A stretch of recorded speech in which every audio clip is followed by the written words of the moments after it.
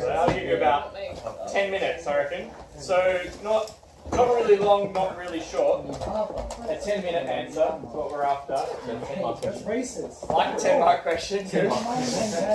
Although if it was an exam, you'd have 20 minutes for a 10-mark question, wouldn't you? So it's like a half a 10-mark question, I suppose. It's like a 5-marker. But it's not actually a 5-mark. It's not actually an exam question. But in your opinion, what is it that makes us the same person over time? If you like, take some thinking time. That's completely fine. And then start writing after a couple of minutes. Even if you're not sure, just start writing and see what happens. You don't have to be right, obviously, at this point, right? Like, you don't have to write down the answer that you have now. It's going to be the same as what you have at the end of the term. You can change your mind. That's totally fine. Abdul?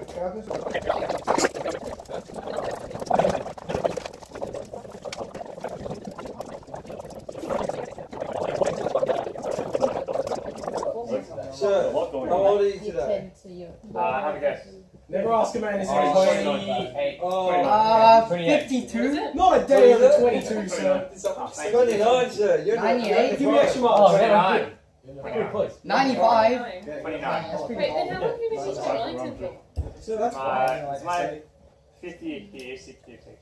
Oh, wow. What were you? Do you remember? So did you start in So I guess what the question really is, guys, is what makes me the same person as when I started teaching here? If you consider that question and then write it into an answer to this, Don't that'd bring be excellent. philosophy into this classroom. Do God. You should be writing a question answer, guys. you remember Victoria Squires Donnelly? Do Yes. you remember Victoria Squires Donnelly? Yep. Yeah, she's the reason I do philosophy. Ah, excellent. Good. You should be the reason one of my year 10s does philosophy then. Pass it on, guys. Keep it going through the generations. She was in year 12 when we were in year 7. Oh, nice. So did you chat about it? Yeah. Yeah, nice. Cool. It's also the reason why I'm How old is How old's my beard? Yeah. How often does your hair fall out? What? That'd be the question. No, because if you shed hair, so that's the question. Wait, No, what? like, do you know how your cells I see. regenerate every I 7 think years? Damon's asking how long have I had a beard for? Yeah. That Megan's gone an interesting way with it, which is right. Like, is this a new beard to the beard that I used to have? And is it the same beard identity? I think it's the same beard, but Um, you know, it's changed over time. It's a lot neater these days. I can just imagine. Since about when I started teaching them. I remember this. I remember this. Yeah, so about 6 years old. And before that, I looked like I had to grow a beard because I looked like a year 12 when I started teaching. Oh.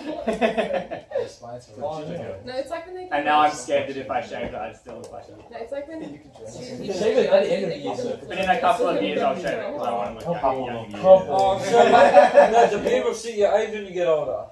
Yeah, that's beautiful. Come on, guys, question. Okay. Running in. That means Abdul has to teach us.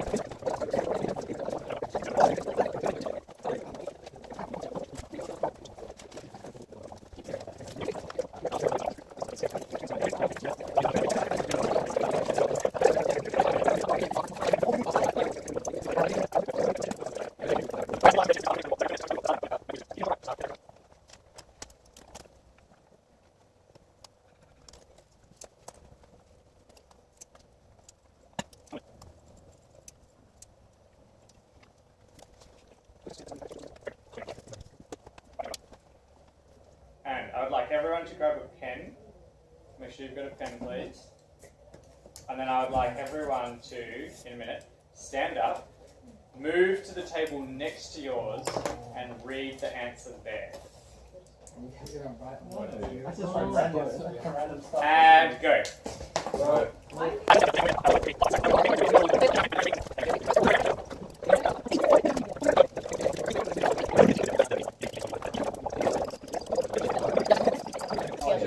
Alrighty. Looking up here, please. You're at your number one person's view, however you're reading Evans, I would like you please to rephrase their view in one clear sentence. I'd like you to write it under their word. Right.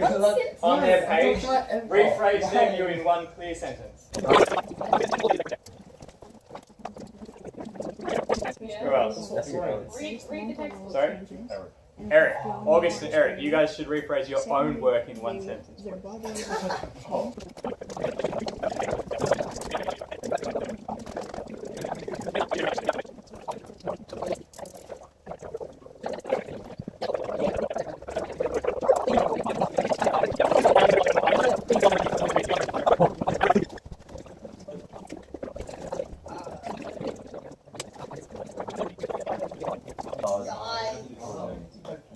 Alright, so number 2, let's talk about this together before we do it. Number 2 is to write out a possible objection to the view you're reading.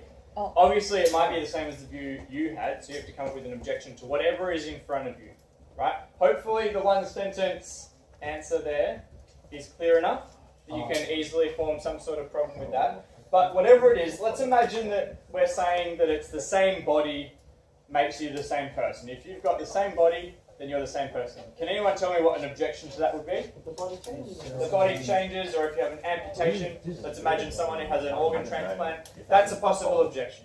So see if you can come up with a possible objection to whatever the theory is you've got in front of you.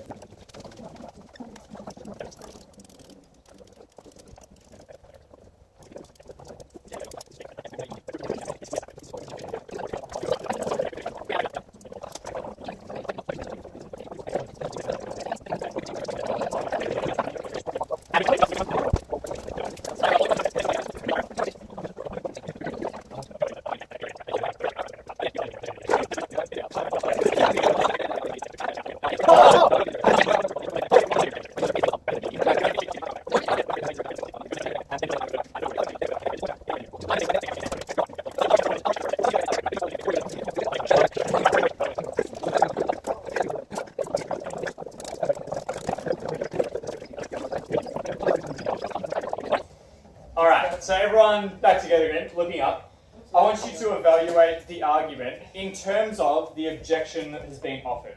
So, the question is, can the original argument, can it overcome the objection?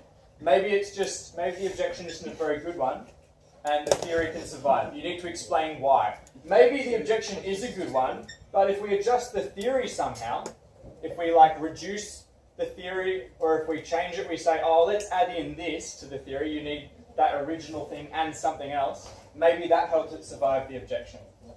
If you can't think of any way that the objection survives, good job, then it's a really good objection, right? But you have to offer an alternative theory that does survive the objection. Well, so you're saying, if we abandon this first theory, maybe we should accept that, something else. Yeah? So we're evaluating the theory.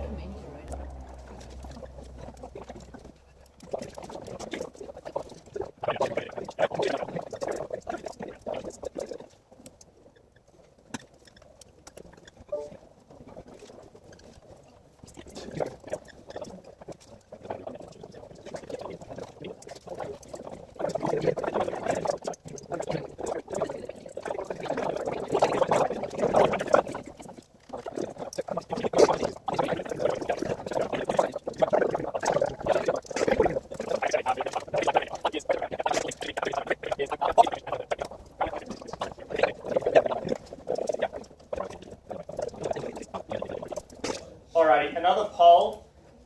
The one that you're reading right now.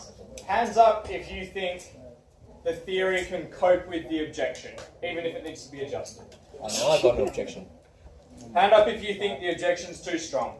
We need to abandon the theory. Just put your hand up for both. Okay, interesting, cool. I'd like you to move back to your own. Now I got an objection. You can survive the relegation. The objection of... Alright, so for your own. Firstly, I'd like you to read it all, but looking up to me so you understand what to do next. Everyone looking up, look up, look up. I know you want to look at what other people wrote about your stuff. But first thing I want to do when you finish reading has your peer adequately rephrased your view in number 1? That's the first question. Number 2, do you understand the objection and does it point out a real problem with your theory? As in, is it a possible, is it a real, is it a good objection? Yeah, does it raise a hole, does it point out a hole in the theory or a possible hole? C, does your theory survive the objection? You can read your peer's comment on this, but it's up to you. Yeah, does your theory survive the objection? And D, last one, I'd like you to rephrase your own argument in one sentence in its simplest, strongest form. So a form that would survive the objection, if you can, that's ideal, but in the simplest, strongest form. Yeah? So even though the first time I asked you to write this, I said you could just, write whatever comes to mind, etc. This time I want you to consider your words, write a simple, strong form of your theory for D. Okay? Go for it. This will take longer probably than the previous one.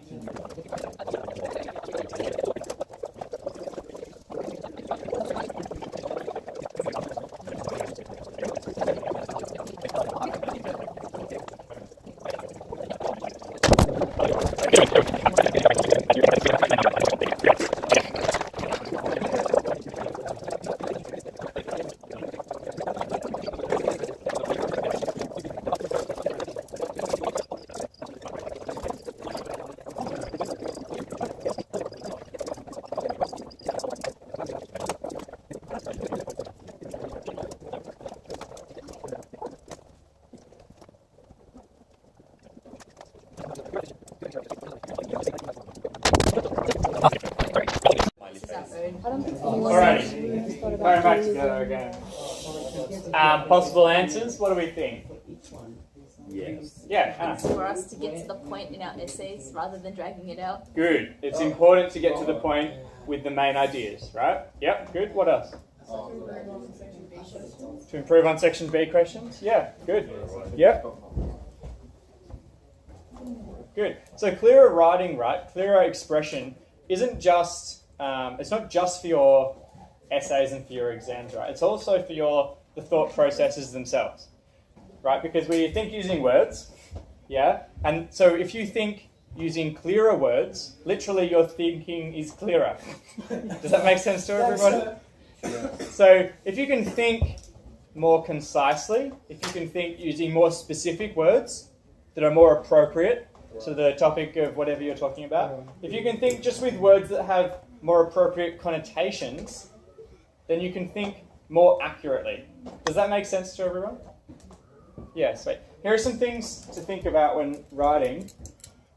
Handwriting you all noticed today, right? There was lots of chat about handwriting. It's important to be legible with handwriting. Yeah? Now I'm not going to be telling you off if you don't write in like really lovely cursive, right? But it's important to be mindful of your handwriting. You might want to think about practicing handwriting if you think you need to. Okay? Being concise.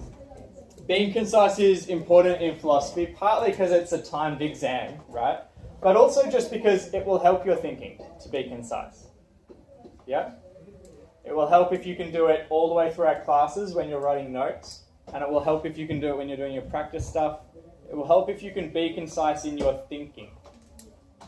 Let me say that again. It'll help if you can be concise in your thinking. Yeah? It'll help you get to the point quicker. It'll help you think more accurately. All right. Formal writing for philosophy. Yeah?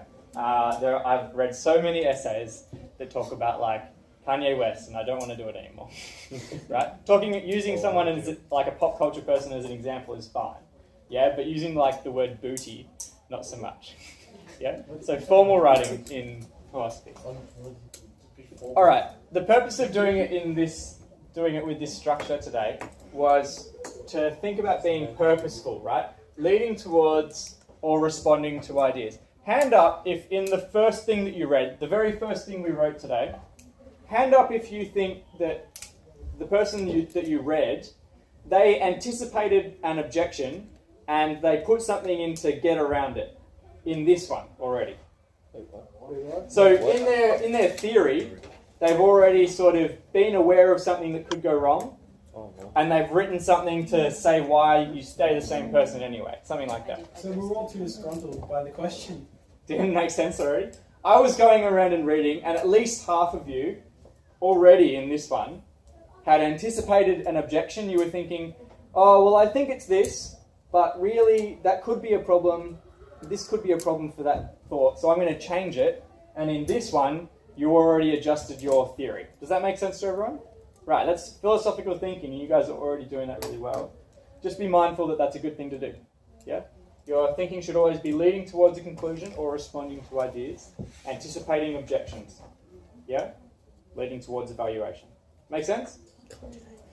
Cool. We are not going to watch the silly Microsoft Paint video. Oh, no. Because we're going to run out of time. It's absolutely ridiculous. Maybe I'll post it on Facebook. Do you really want to watch it, Jordan? Yes. How bad is it? It's really bad. Yeah, let's It watch only goes for 3 minutes. That's what makes it good. White and black I'll get rid of this. Black or white? Yeah. Copying the Yes, that's just him telling his life story. Apparently, all the teachers got roasted for not wiping the boards No, it's properly. shit. Oh, really? That was a thing. According to who? No, it's black and white. Ah, really? The sheet's like dark. Some teachers got roasted for not wiping the boards. I hope they did, because it's annoying when they don't. No, but you only got my pocket. This one's actually really clean today. Have you noticed? Yes. Michael Jackson, yeah. So like white Michael Jackson. Did you make this, sir? Alright, are you ready, guys? Did you make this, sir? Nothing about. He made So, our first philosopher that we are going to learn about is called John Locke. Let's learn about him.